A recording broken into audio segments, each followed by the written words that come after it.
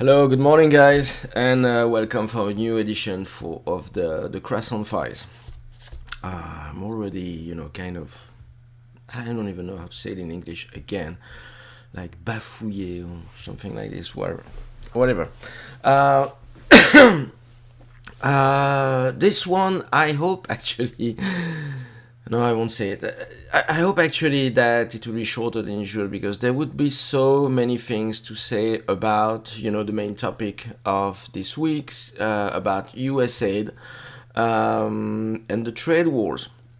USAID, the subject is so vast that I could spend 2 or 3 hours to detail everything. So obviously it's not possible. So I will very likely take it very high level, not giving you that much details, but probably won't be able to, won't help, saying a couple of, sharing a couple of funny things around this, maybe about the Clintons or that kind of stuff, to kind of see that, but it's only the foam on, the corruption at that level is only the foam on top of everything. And we'll try to figure that out. So if we don't want to waste much time, maybe it's a good idea to start. Let me check if the stream is doing okay on LinkedIn. It looks like it, so that's cool. Today I don't even see I don't even see any comments anyway. Maybe there's not, or I'm in the wrong place, or whatever. So let's go. Let's do this. And let's see if we can actually manage it in a proper way. Which means to me in time. So we'll start, you see the main topics. USAID, Trump and Doge started lifting the veil on all the operation behind USAID, which is nothing much more than CIA operation, covert CIA operation, mainly used to topple governments. And they've been behind a lot of them. You have the USAID that is using NGOs to promote some, kind of. It's always pro-democracy when they want to change a government. But we had, the latest example, obviously, was in Syria, where Bashar al-Assad was removed to replace with a very nice guy, someone is presented as a very nice guy, Jolani, who was in Al-Qaeda before, Al-Qaeda responsible for the 9/11 terrorist attacks. So now he's a good guy, and so you see at the top left image, this is Jolani when he was still a terrorist, not a guy with a suit, under a tent of the USAID. And it basically is the same. Washington recently admitted that Yanukovych was overthrown by the US. So USAID was again behind the NGOs that help, promote the movement there. Basically all the color revolutions, there is USAID and NGOs behind this. So it plays a major role inside the US foreign policy. So now the USA dismantled what happened. I don't think much in terms of external intervention, just like this one. It will only be different, in my opinion. I think the main objective of Trump was to fight corruption actually inside the US. Because you've seen that, so again, as I mentioned in the beginning, you've seen that Chelsea Clinton received about 84 million from USAID, a lot of politicians, so usually this money is going somewhere and come back to politicians. It's used for corruption as well. If you remember, the what was it? Biden bragging about a loan to Ukraine, a 1 billion loan to Ukraine that would not happen if the guy that was, running, it's not an inquiry, that was searching for, his son's activity with Burisma in Ukraine was not fired, the attorney general, something like this, a judge. Well, like Biden said, this mother was fired. So so the USAID is covered threat agency operations. It's a bribing machine. It's everything with taxpayer money. But it's not only directed to foreign entities. It's also directed towards the U.S. population. If you look at what the USAID is financing in the US, there's a lot of again NGOs supported by the left to manipulate the opinion in the US. For instance, I mean, there was reports that a lot of media in the US is receiving money from USAID. Obviously, they are mostly on the left, like Politico, for instance. That Politico doesn't need any money at this time, but still receive funding. Because you just never know.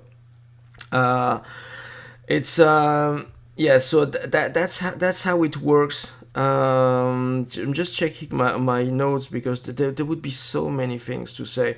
Yeah, just one last word maybe on toppling government. So now, obviously it's always made under the cover of democracy, but it's just to advance the objectives and the domination of the United States around the world. And I don't say this badly because I have what we would call in French dramatic. I'm not sure it's the same translation in English, but I see the world as it is, and I don't believe in government doing something for the good of other population, everywhere. It's always to get something out of it. Most of wars are energy wars, to control the resources, and basically that's what it's for. Whether Ukraine has massive resources, but that was to try to put a dent in Russia, and because actually Russia kicked out NGOs, Western NGOs from their country in 2012, and 2014 you have the Maidan coup to throw out a democratically elected president in Ukraine, to be able then a couple of years later to try to kind of force. So I totally lost my English today, but try to force Russia to control Russia, basically on that side. So this is what it's for. And in terms of toppling, overthrowing government, it's established now that the CIA overthrew 83 government between 1947 and 1997.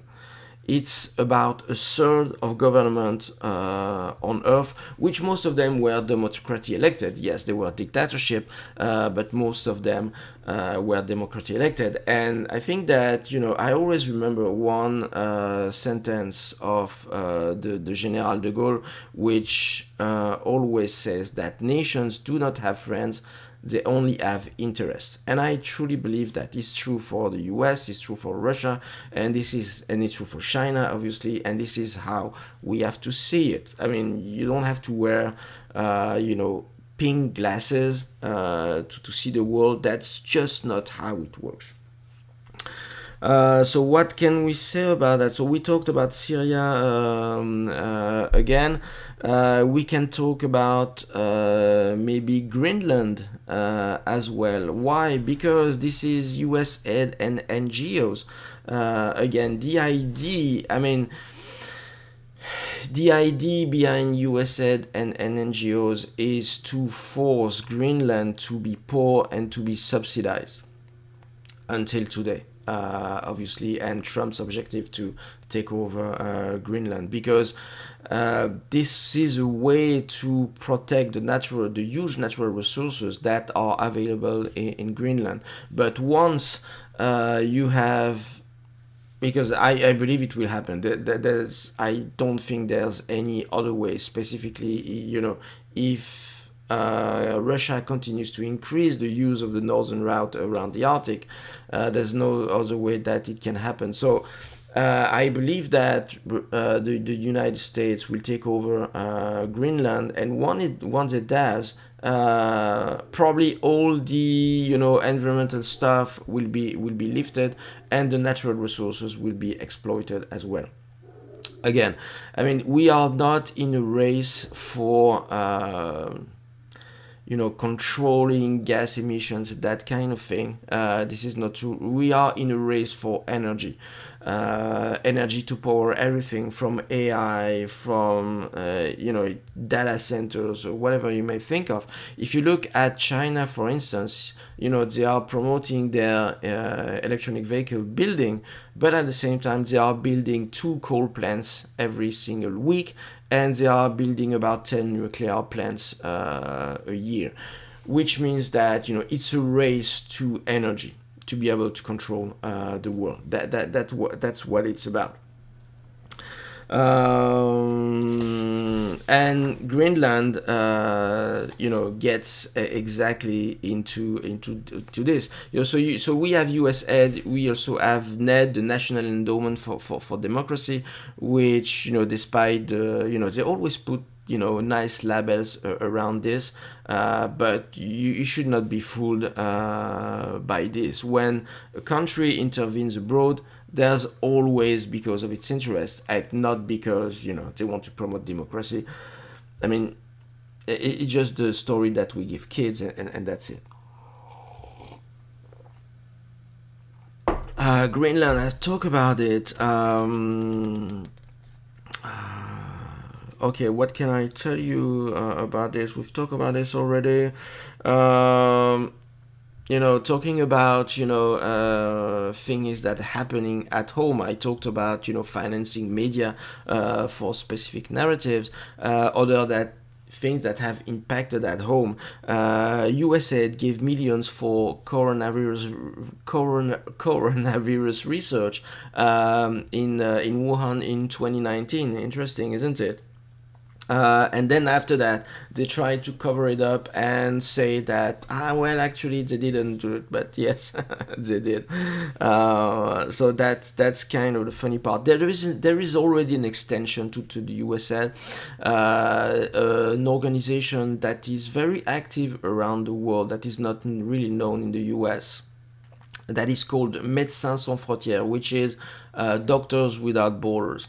And it kind of has the role of what the USAID and USNGO have, but on the French side.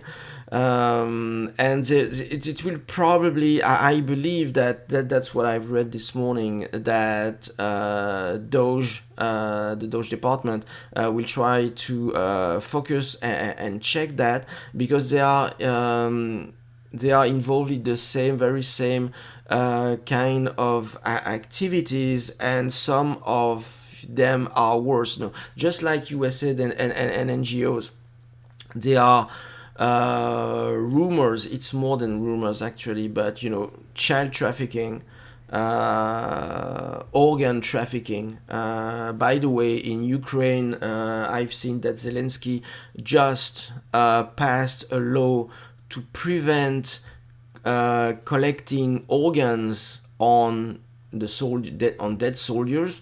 I mean, I thought that it was not happening. So, if it was not happening, why do you need law to do that? So that kind of stuff. So really ugly stuff around these NGOs. A lot of traffic, whether child trafficking, organ trafficking, drug trafficking. They are always involved in very, very shady stuff, and hopefully this will stop. However, I won't think this will stop in any way the US activities to try to remove governments that they don't like. Trump, basically what he did is appointed Mark Rubio, the Secretary of State Mark Rubio, as the director of USAID. So the way I see this is taking control back of USAID and cutting the bribery machine to politicians. And that's why the left basically is so pissed off at what they're doing, is because they're cutting their funding. I think that the strategy of Trump is to to break the machine that builds the narrative and funds the narrative for the leftist agenda with taxpayer money. But I don't believe that it will change. Again, Mark Rubio, it's difficult to make a more deep state guy than this one. To be honest, he was a very critical opponent of Trump before, but I believe that Trump took Rubio in his one of his cabinet just to give some something to eat, at least for the deep state, because it'll probably kind of hit him hard. Hopefully, once we have Tulsi Gabbard, RFK Jr. and Kash Patel confirmed, these guys will be hit really hard, and I believe that Mark Rubio is somehow something to chew for them. I don't think that they will be fooled by this, but anyway, so again, in my opinion, it's just a rebranding of the foreign operation of the CIA. Talking about Mark Rubio, it was one thing that was interesting is that he actually mentioned this week that it's not normal. Well, no, he said it the other way, I believe, that it's normal to have a multipolar world, which is very interesting because after the Eastern Bloc collapsed, the US has established itself as the single global dominant power. And now with the rise of China, I think that Trump is more, he's more a businessman than a warrior, right? And so I believe he will approach every single problem through that lens, not directly war.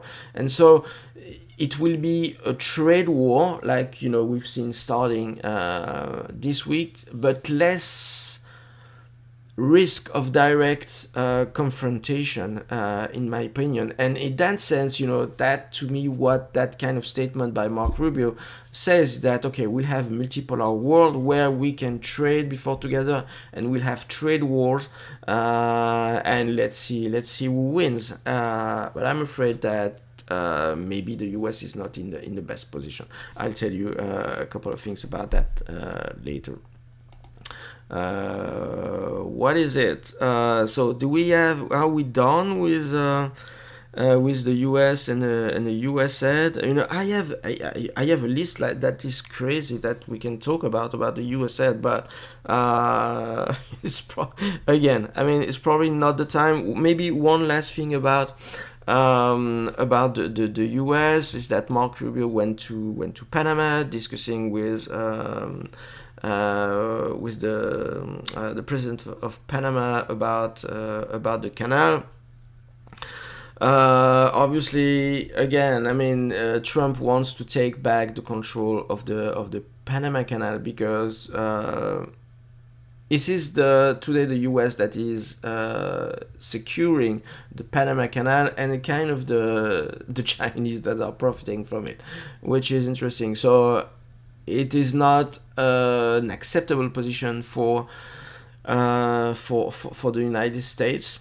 And so he went there to fix that. The funny part is that when Rubio came back, said, okay, it's fixed. And then a couple of days later, the president of Panama said, no, I mean, nothing changed since then. So we will see. But, the U.S. has the means to put pressure on Panama to take control back from China operations, let's say. Now the cleanup. Last thing about the U.S. That I've seen yesterday, I believe that the cleanup will continue because the DOGE, the Department of Government and Efficiency, will be launching an audit about the spending for the U.S. Pentagon. The U.S. Pentagon that has failed its 7th audit in a row.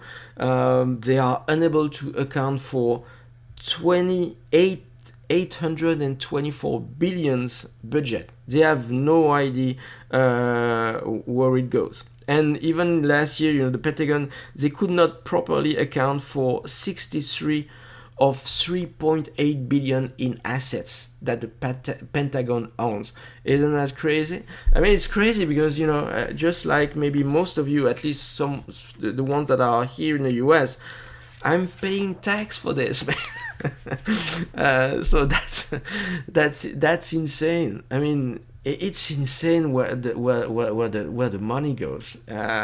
It's crazy. So let's move on a little bit for the US. So what I said last week was kind of leaked. The Trump plan for peace in Ukraine. So the lines that we have that was leaked is that there would be a ceasefire by mid-April. Ukraine will not be joining NATO. They would recognize sovereignty over the annexed land by Russia. The eastern part of Ukraine that is Russian speaking. There would be a demilitarized zone between Ukraine and Russia that would be protected by European troops with no US involvement. I mean, there's no big difference between European troops and US involvement in my opinion. But I think that the key is that the Russians for it to be acceptable for the Russians, it has to be not seen like a US proxy anymore.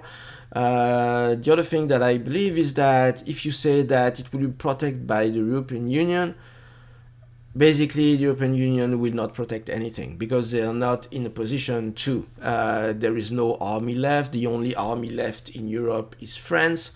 So I put the UK on the side because it's not in the European Union anymore. But so France, which has, the military has been shrinking, the budget has been shrinking as well after they entered back in NATO in 2015, if I remember well, yeah. So I mean, there will be some guys with a couple of helmets, a couple of flags. Say, okay, we protect, but I mean, they won't anyway. So there will be. I think that so you see that the New York Times, Ukraine is losing fewer soldiers than Russia, but still losing the war. Yes, because that's exactly what I said from the beginning of the conflict. When you have a country of, I don't know exactly what is the size, but the relative size of population means that even if the Russians lose twice as many soldiers on the ground, Ukraine will run out of soldiers before Russia anyway. Again, if you don't have a direct Western army's involvement in the conflict, which never happened. I mean, again, I mean, I'm not happy about the situation in Ukraine, but it is what it is. I mean, it's simple math, right? There's nothing much you can do about that. And you can see that the European Union is already thinking about getting back some cheap Russian gas after a potential peace deal in Ukraine. So how it will happen? Because the issue now is that the US and NATO cannot say that they have lost the war. So in a conflict like this, you have to find an exit that is acceptable by both parties. So Russia is fine. They will get the eastern regions of Ukraine, so they will be able to say they will win. On top of that, if Ukraine is prevented to enter NATO, NATO, they'll be happy with it. Now the issue is on the western side. How can they get out of this conflict without saying that they actually lost the war to Russia? Actually, it can be pretty simple, so that's the title, of the Reuters news on the site.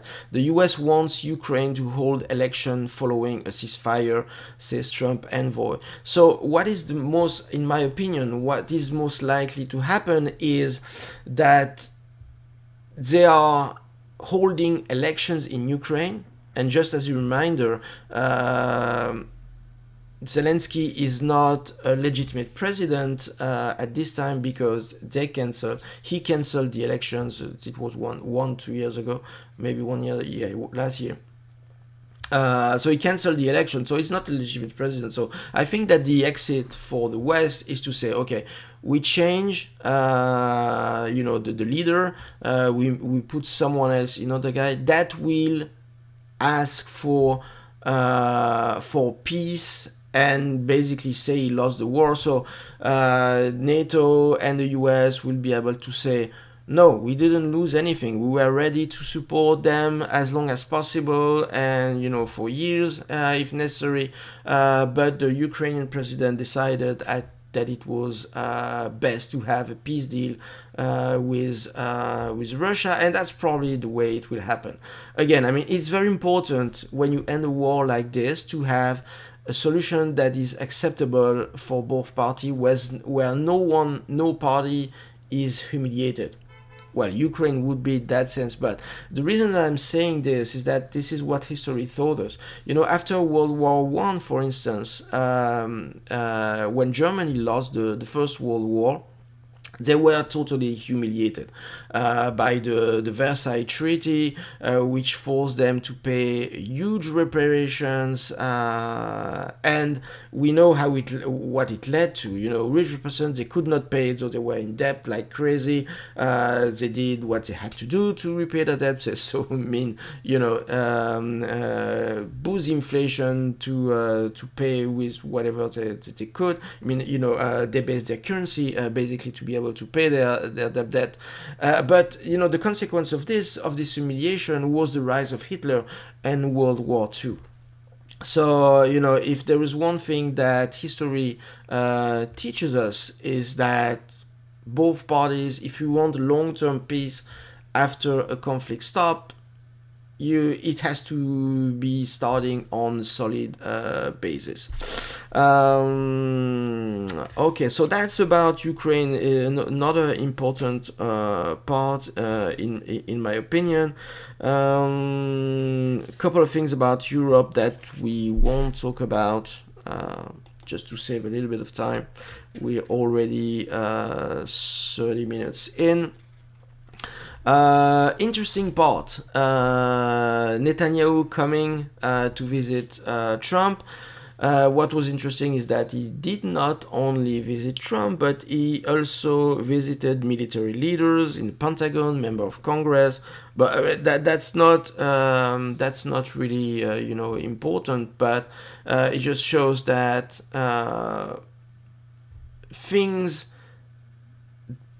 foreign leaders dealing with the US know that at this time, and maybe as a former habit, the guy in the White House is not controlling everything. it's always the guys behind the scenes. And what I like about the Trump administration is that it's lifting the veil on what's happening behind the scenes. Before, there was no billionaires obviously controlling politicians. There was nothing like this. It's just happening now. So, I'm not saying it's better. I'm just saying that it's lifting the hypocrisy behind how the United States works. So Netanyahu came and had the discussion. It was, what came up about after this was interesting. They acted that the Palestinian thing is a thing of the past. If you look at Gaza today, Gaza is a no man's land. It's been flattened out with bomb. There's nothing left, and very surprisingly, at least to me, the U.S. said that they will take control over the Gaza Strip and that the U.S. will own the Gaza Strip, whatever that means. It's not clear yet. But I think that it's a solution for Israel to own it, de facto. It will be difficult for Israel to say, okay, we've bombed the Gaza Strip and we'll own it. We'll take over because they're already accused of genocide, displacing these guys. I think that they already have the bad role in the situation, which it's somehow justified because it's still an ethnic cleansing of this Gaza Strip anyway. And displacement of massive part of populations. But I think that Israel already has the bad role, and they are more than happy to let the United States taking a part of it. Actually, which Trump obviously that doesn't care about. So that's interesting, but this was really surprising to me. Because I think that Trump is very pragmatic approach. They said probably the thinking is, well, at least my thinking is that the Palestinian will never accept a Jewish state in Israel or Palestine, whatever you side you are, but they will probably never accept a Jewish state in that part of the world, and this is the reason why they always refuse to some of the proposal in the past for a Palestinian state, because they wanted to go back to what was happened before the settlements. It's like in trading. At some point, if you want to have something and survive, you have to take your losses. And this is what I believe the Palestinian didn't manage to do, to take them losses and take the opportunity to get a Palestinian state. Now they don't have any. The Gaza Strip is gone. I think that the West Bank is next, because it's like when you kill a king, for instance. You make a revolution, you kill a king. What happens usually is that you kill not only the king, you kill the brothers, you kill the kids, you kill everyone, so that you don't have anyone in the family that can claim the leadership after you. And I believe that's what Israel and the US will want to do. So the Gaza Strip is gone, and to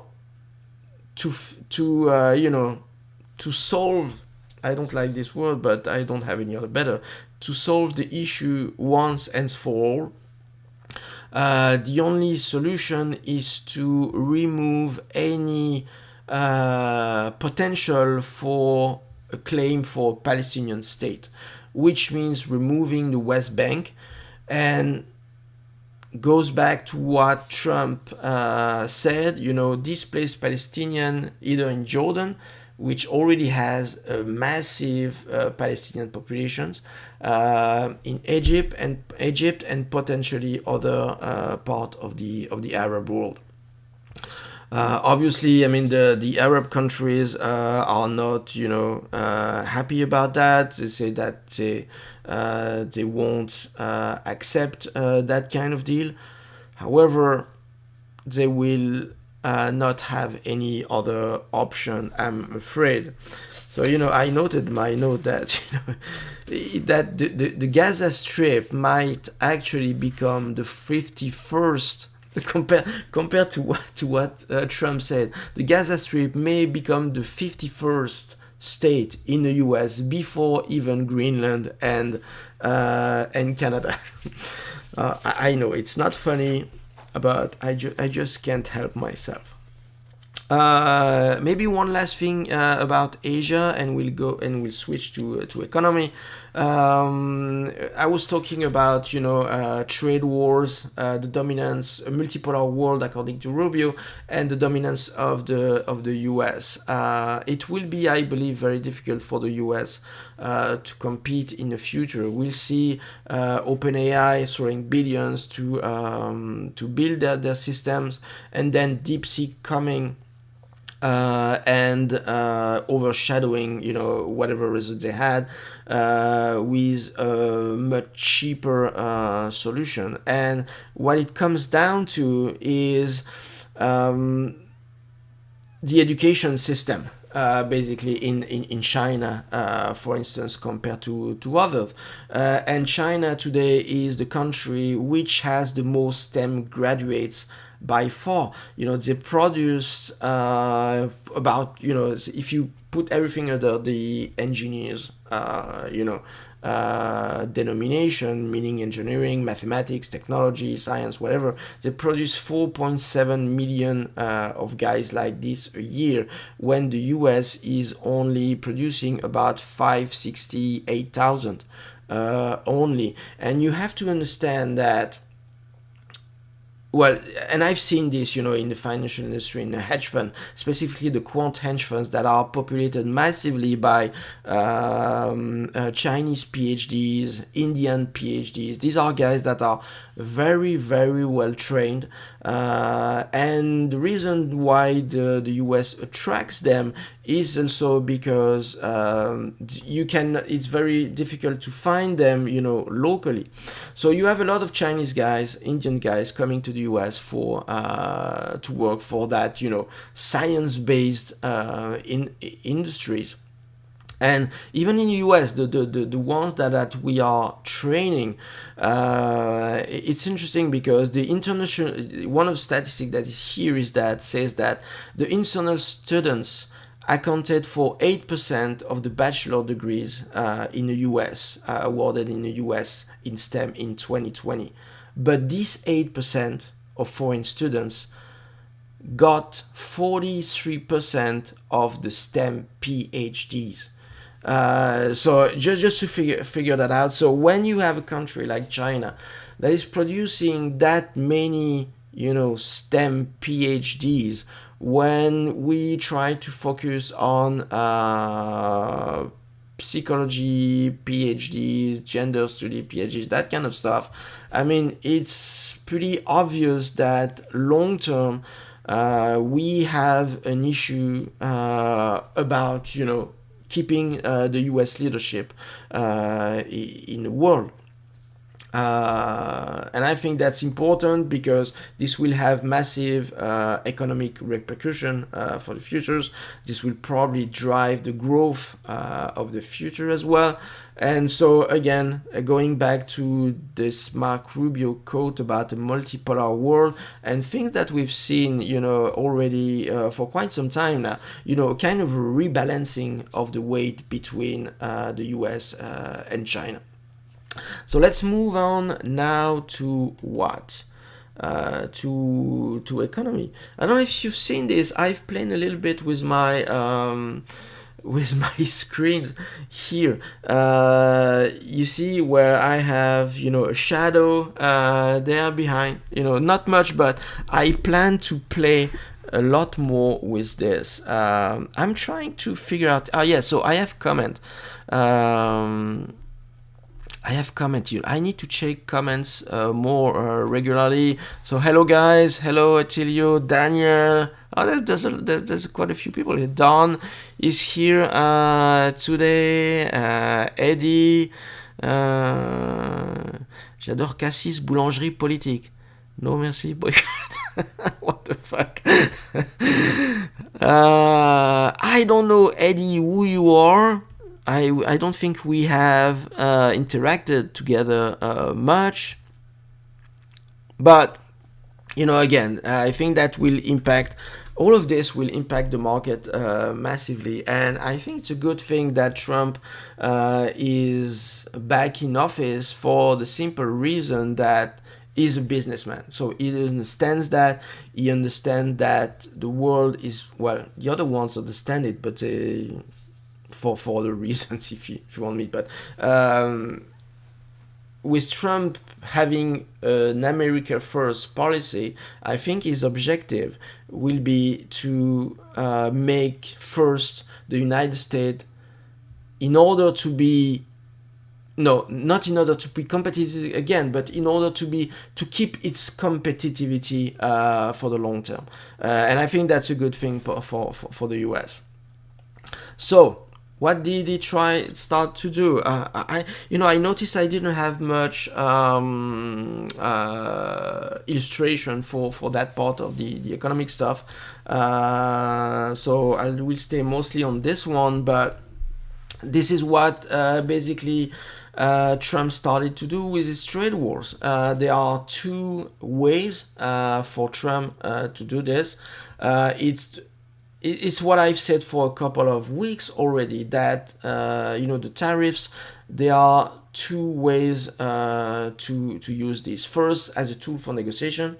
We've seen that with what was no, it was not Bolivia, but another southern country that after the threat of tariffs decided, okay, we'll take your or illegal immigrants coming from us. This is what Trump did with Canada and Mexico, again with different objectives. So Trump said, okay, we'll put tariffs on you. I believe it was 25% tariffs on Canada and Mexico.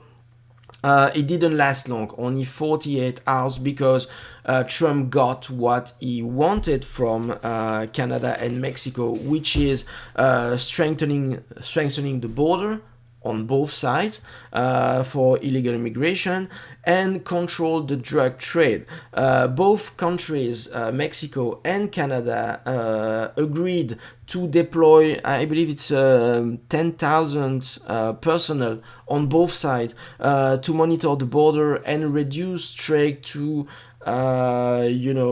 try to address this fentanyl crisis that has been going on for years in the US, and I have to say many profited in the US as well. So that part, again, negotiation tool, people get crazy about it. Fine. The other part is, but it works. And at the end of the day, both actually, I believe that, so no, I don't believe, I know that the US lifted the tariffs on Mexico and Canada for at least 30 days. I guess it's the time to see if the implementation of this, personnel to control the border for immigration and drug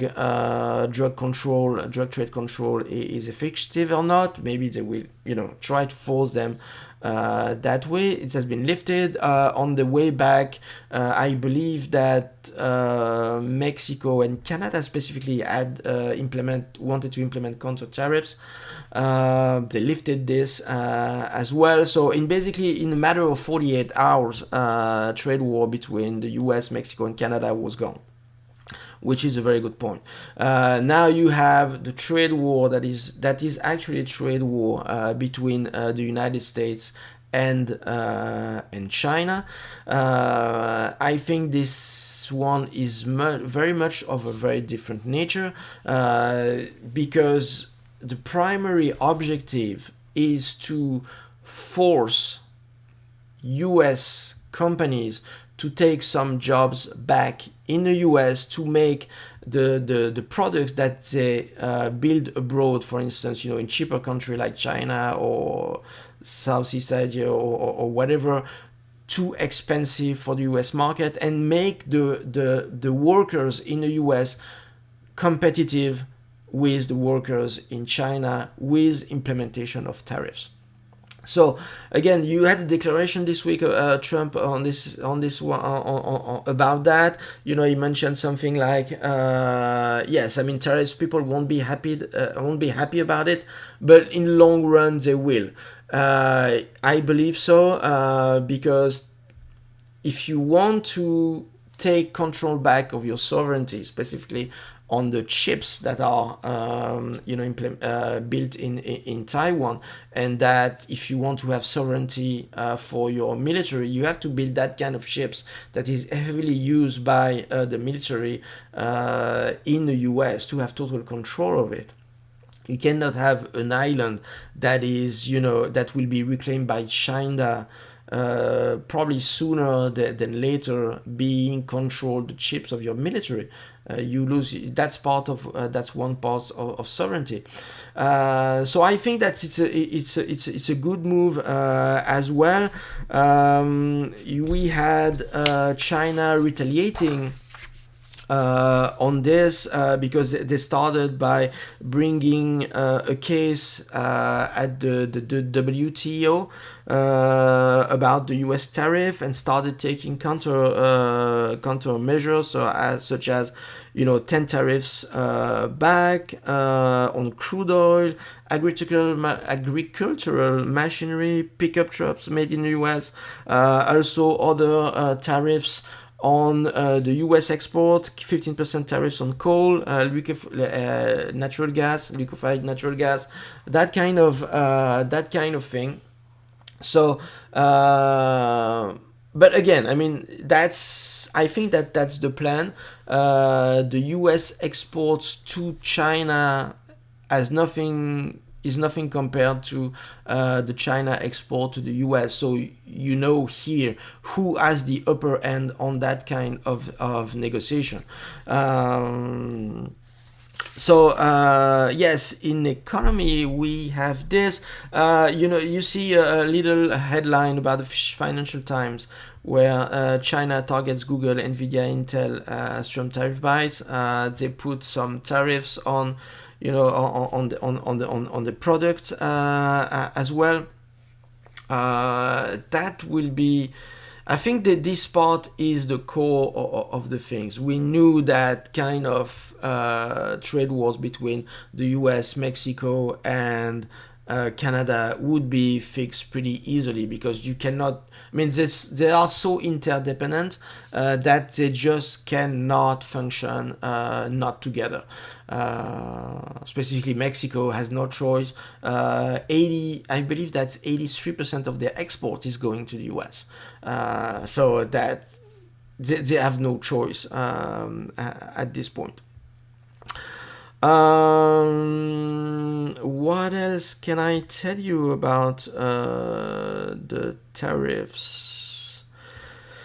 Maybe not so much, but yes, that comes the part when I fail to have more illustrations for you. So I will keep it like this, or go back to this one. Maybe that's too many logos. What do you think? There was one at the bottom, one here.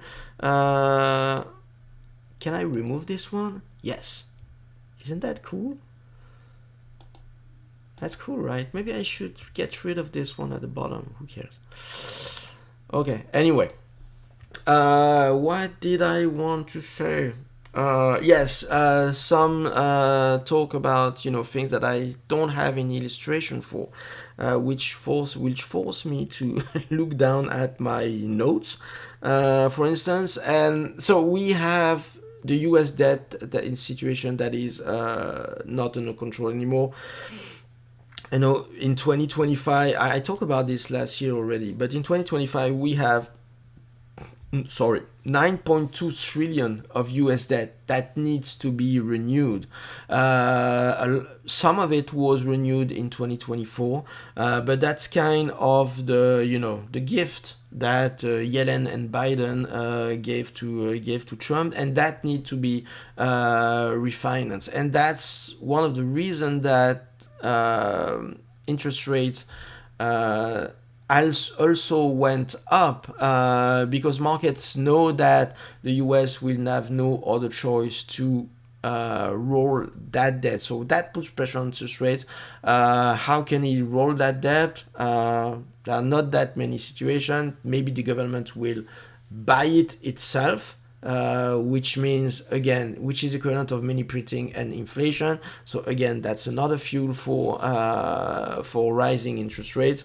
So that will be kind of crazy. The other one that I wanted to mention that I forgot, about, it was this one. This was another thing about Google, Nvidia. So, but it's about Alphabet and Amazon. So we had the DeepSeek story last week, where basically DeepSeek showed that you didn't need to throw billions at some projects. Sometimes you just need to do better than more. This is basically what I said last week. Well, the response to DeepSeek was by Alphabet and Amazon to do even more, throw even more billion at it, which is kind of thing that I don't understand, to be honest, because this week Alphabet decided to invest 75 billion in 2025, probably saying that no, we have a strategy and we stick to it and we know what we do, and that's probably the kind of message that they want to send to the market. Amazon just did about the same thing, to about 104 billion in some of that, kind of same projects. So that's a lot of money. And to me, this is difficult to reconcile with what happened last week with DeepSeek. You would think that they would kind of pause somehow. They don't seem to see it that way. So I'm interested to see what I don't get here. So I'm interested to see what the developments will be in the next week about that. So yesterday we had last bits on the economy. Is that yesterday we had the jobs report. Again, it's a little bit more of the same. The jobs last the job last week were slightly less than expectations, but the unemployment rate was lower than expected, which means that interest rate cuts are kind of have a lower expectation again. So it's probable that the Fed will not cut anytime soon, considering these kind of numbers, and that probably explained the market reaction that we had yesterday. We had first, so I will come about this, but this week it was, in terms of market, was pretty simple. We had tariffs on Monday, market down, then tariffs alleviated, market correcting over the week, fine, and then comes the end of the week, less interest rate cuts expectations, and then Trump saying new tariffs coming yesterday. So, and markets were not happy about that. That's about it, about the jobs report, because it's always more of the same, things that we've repeated over and over about last year, because it was coming in all the same direction, the same trends. More part-time jobs, more foreign-born workers jobs when the native born workers didn't recover as much. Again, I mean, you can go back to the previous Croissant files. I mean, the newsletter. I won't hurt you about listening to the videos again for hours. But if you take back what was written in the Croissant file, this is exactly what I've repeated weeks in, weeks out. Last one, maybe we can skip this one, right? Because I want to do a very quick segment of the Biden legacy. And one of the fun things, just that an article of the Washington Post this week, surprisingly more Americans are taking second jobs to pay the bills, which is exactly what I've said that was happening, over the last couple of years, and that I've mentioned over and over in the Croissant files, either on video or in the newsletter. But now, it's Trump, so it's pretty cool to say that, it changed. And then last one of the Biden legacy in the government budget, you have the receipt and the outlays. So you have the receipts that, so coming from taxes, tariffs, and all that kind of stuff. I mean, they went down 2% when the outlays went up 11%. So I think it's I've read it yesterday that it's the worst start in a fiscal year ever. The fiscal situation is the worst in a long time. That's the Biden legacy. But obviously, if Trump fails to fix that, everything will be blamed on him. We all know that, but that that's the nature of the game. So we'll move now on to the markets rapidly, because again that's been 1 hour, so that's a good time maybe to check the messages. Okay, no more comments. Thank you. Touching on world event, done. Financial event and impact market. Thank you. Yeah, I agree with that. That's what I try to do. Even the USAID this week took a big part, because it has so many impacts in terms of geopolitics, in terms of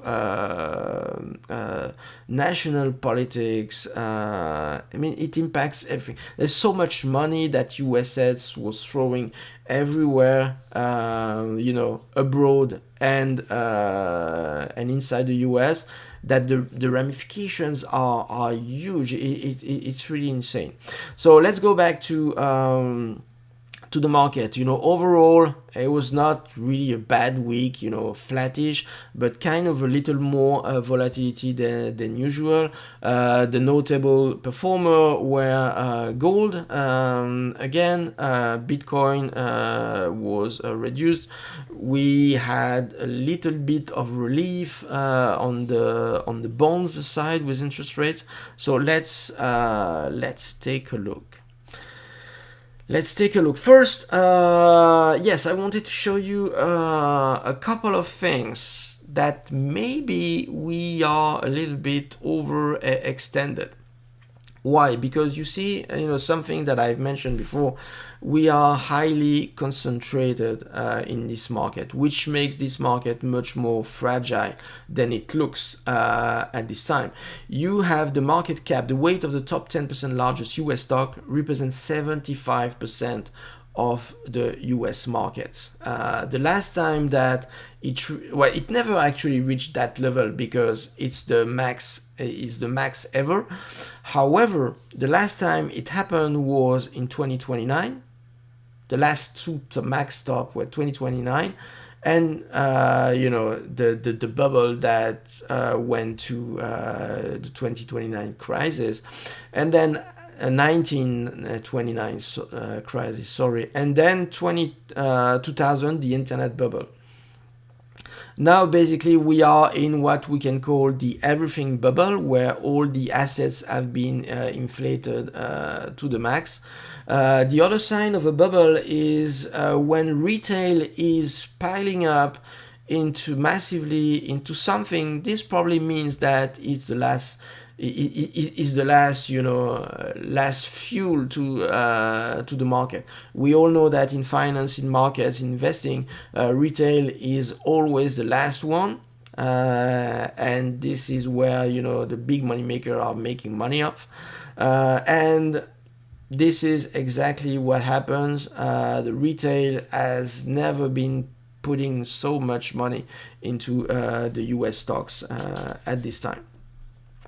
So that will be 2025 will be interesting. So what do we have this week? This week, if you see, I mean, the last two boxes of 5 candles here. This week was kind of a repeat of the week before. The week before was DeepSeek, and then a drop at the end of the week. And this week is tariffs, and then you have tariffs again and the jobs report. But technically, is a repeat. It was a repeat of the last week, which you see on the index. You also see this on the volatility as well. A volatility spike, then shrinking, a volatility spike, then shrinking, which makes this market quite difficult to trade, to be honest. I mean, there's no massive direction in the equities. It's been the case for a couple of months now. Not a couple of months, a couple of weeks, I would say. But at this time, we have difficulties to make new highs on the index. The question is that how long will it last, or is it actually does it actually looks like a bit toppish? Market looking toppish at this time. So we had the S&P right before. We also have Nvidia. Now, just checking up a couple of things. Nvidia, so there was so on DeepSeek news, the Nvidia drops. On the tariff, Nvidia dropped. So based on where the global market will go, it's either a good opportunity or the beginning of the end. But it's unlikely that the situation stays like this in kind of a no man's land at this point. You've seen that on the tariffs on Monday, Nvidia dropped again, but recovered pretty significantly. It's likely to have some more volatility. Some people will see this as a bargain, and others will see this as a good reason to exit and take profits on Nvidia. That's all the process of price discovery in financial markets, and that's what makes it work. Someone will win, but we obviously don't know which side yet. These are the interest rate market, the bonds market, recovering slightly this week, some kind of easing on the interest rates. To be honest with you, I don't know what's the motivation behind that, behind this slight recovery. Is it technical? Because the situation didn't change much actually globally, financially. The debt is still there, inflation is still there, you have tariff. Whether we like it or not, it's inflationary anyway. So I don't know. I mean, I have no explanation why the bonds are easing now. Maybe sometimes it's just the pressure, the selling pressure going down is probably enough for the ones that want to buy bonds to kind of lift the market slightly. But when and if the early sellers in bonds might be seeing an opportunity to sell actually with a correction on the upside at this one. Oh yeah, I forgot to show this, because you all know, you know the drill, right? It's everything that I say here is not an investment advice, in no way. What is this? I don't even remember. Oh yeah, no, that's the DXY, the dollar index. So you see that we had a pretty bull run on the US dollar. It kind of faded over the recent weeks. But it's not collapsing. Tariffs should be a positive for the US dollar at this point. But I'm just showing you this just to tell you that the market are assessing where they want to go next. The only thing that the market seems to be convinced about is that the need for gold, or something that can retain value on the long term, store of value, which what gold is, because it has much less practical usage about that. You need gold to protect to back up your currency, to store value on the long term against inflation, that kind of thing. So I've talked last week about shortage of gold involved on the market, the discrepancy between the futures market and the physical market, futures market in the US and the physical market in London.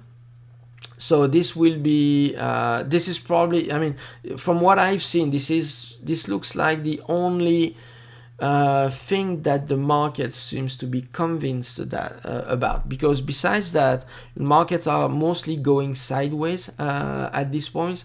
It's true also, talking about gold, we talk about Bitcoin. It's the same thing for Bitcoin. Bitcoin, we were back around 96,000, something like this. But again, it's in a range between 90,000 and $105,000. So we will need to wait before it breaks out of this. And again, like I said, this is what we've seen with oil, for instance. Oil started rallying when we had Trump being elected. It was Trump being elected is a positive sign for energy, but now the Bitcoin that rose with the Trump election on the basis that Trump will make it, a backup for the US dollar, that US will implement a US strategic reserve with Bitcoin has not been announced yet, although it was expected to come very rapidly after he was put in office. So this will may take some time, which means, in my opinion, that we may see a range for Bitcoin around 100k, basically for some time, until there is a decision about what will be done with Bitcoin as strategic reserve. The crypto market is interesting because at this time, there are some announcement effects. How do you call this? I believe that this is the World Fund or something. The thing that is managed by Trump, his family. Actually, I didn't dive into it really, because I'm not interested, but you have Trump Jr. announced that they had invested in Ethereum for the investment basket, which I find really interesting. Not for Ethereum, but I cannot figure out the reason why they do that.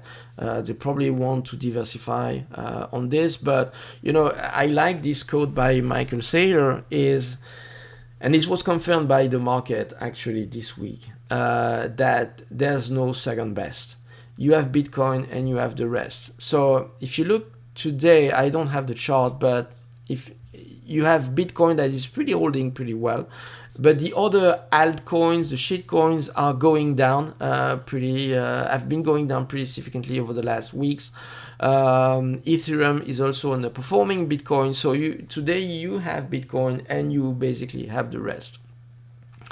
And I think that's interesting to note. The last thing that I wanted to show you is about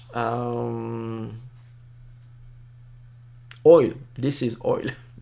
Why oil? Because again, oil is a gauge for economic activity.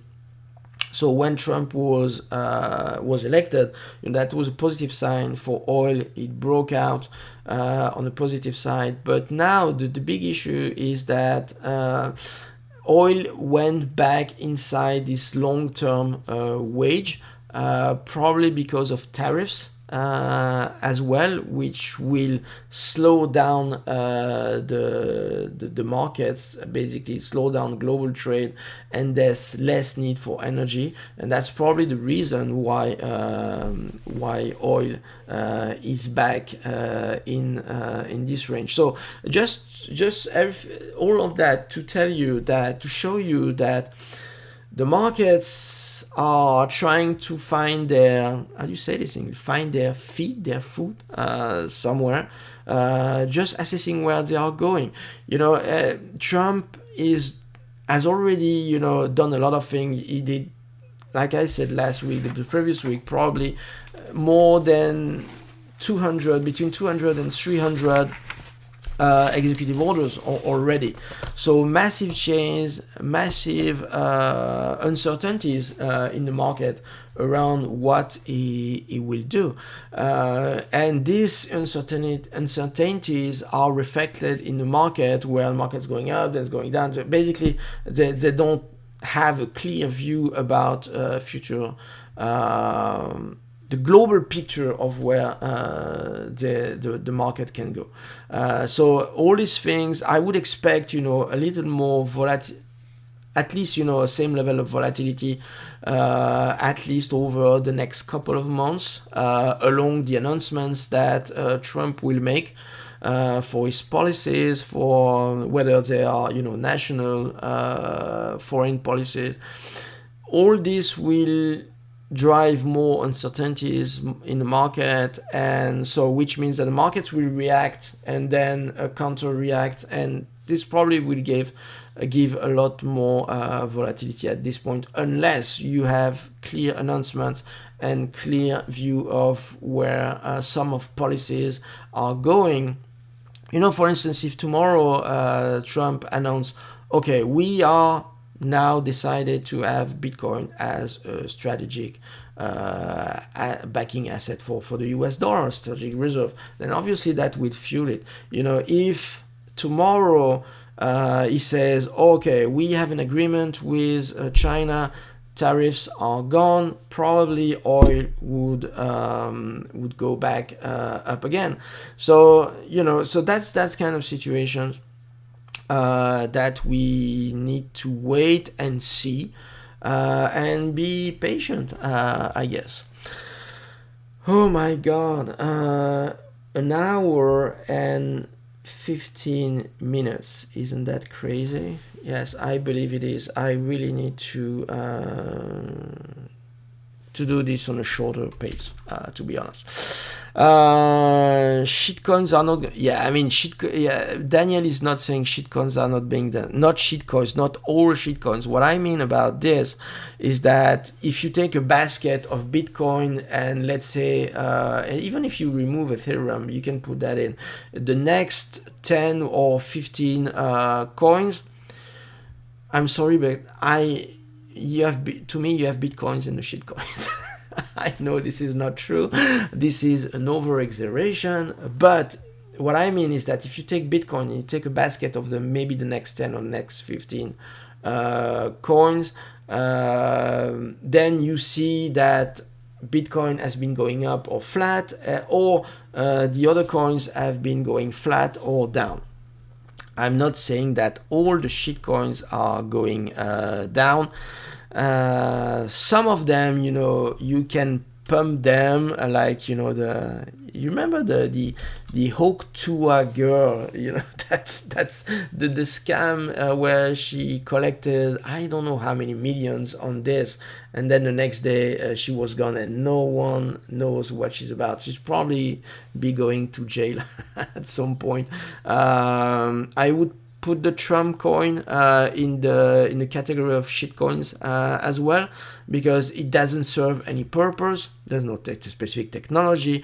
But what I find interesting, this is the first time I say anything about this, I think it was a really poor move about either Trump himself or his team, because it makes him appear not as really legit, let's say, state guy, but as a scammer. So he's giving the stick to the people that do not like him to hit him. So I think it was a poor move from him, and I don't get it. But it's really the Trump business move. A lot of this move. These guys, I started everything. He's a real estate mogul, obviously, but I think he tried almost any kind of business possible, which is, I think he started a tech company. So if you look at all the business he started, it's some kind of crazy stuff. But this guy has built a personal brand. And what he does now, everything he can put his hands on, he put a Trump sign on it, the Trump name, and just because of this personal brand value, this goes up very significantly. And this is exactly what happens with this Trump coin. But to me, this is a scam like any other. Anyway, it is what it is. Thank you very much, guys, for the few ones I hope that stuck with me today. I know you are a few, because you are still commenting. I thank you so much. I should not be that long, but so I won't keep you much longer than this. I want to thank you for your time, for being here every time, and that's a lot of fun. Well, at least I have a lot of fun, because I'm doing this for more than an hour, about every single week. So if I would not take a little bit of fun doing this and interest, I would not be doing this. But anyway, I won't keep you much longer. Enjoy your weekend. Have fun. Take care of your family, your relative. Relax and be ready for another week of investing on Monday. Thank you. Bye-bye.